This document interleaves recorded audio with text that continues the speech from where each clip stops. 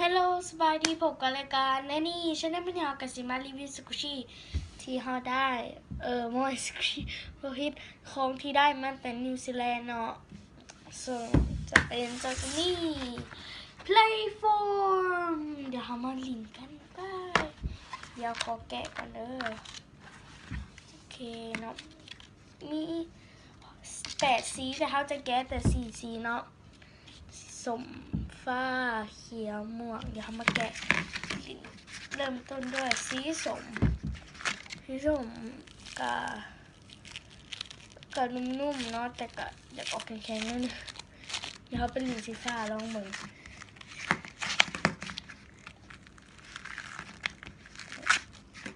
นี่สีฟ้านุ่มกว่าเนาะสีฟ้าจะนุ่มกว่าค่ะ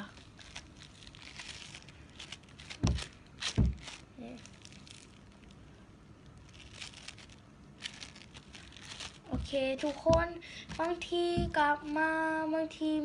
เขารีวิวเถื่อหนามันอาจจะเห็นเขาใส่แว่นเนาะเพราะว่าคือเขารีวิวคลิปแรกคลิปที่2คลิปนี้นี่กะคือแม่นว่าแว่นตาเขาเสียแล้วเขาจะไปตัดใหม่ทุกคนอาจจะเห็นเขาใส่แว่นเนาะคือเขาเบิ่งหยังกะมันม่วนหนึ่งแนมไกลกับบ่เห็นเนาะโอเคเบิ่งสีเขียว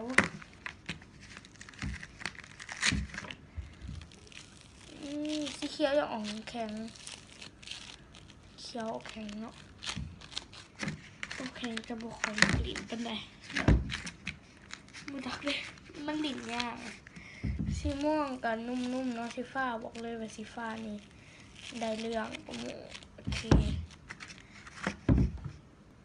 เคสำหรับมื้อนี้ก็ลาไปก่อนเนาะอย่าลืมกดไลค์กดแชร์กด Subscribe บ๊ายบายเลยกะอย่าลืมติดตาม Instagram หรือว่า Facebook ของเราเนาะตัวนี้ Annie Valentine เนาะแล้วก็ใครที่จะเห็นห้องคลิปหน้าหรือคลิปอื่นๆนะเขาจะได้ใส่แว่นเพราะว่าคลิปนี้หรือว่าคลิปก่อนเขาบ่ใส่แว่นเพราะว่าแว่นตาเสียเนาะซึ่งเขาจะได้ไปตัดใหม่เนาะ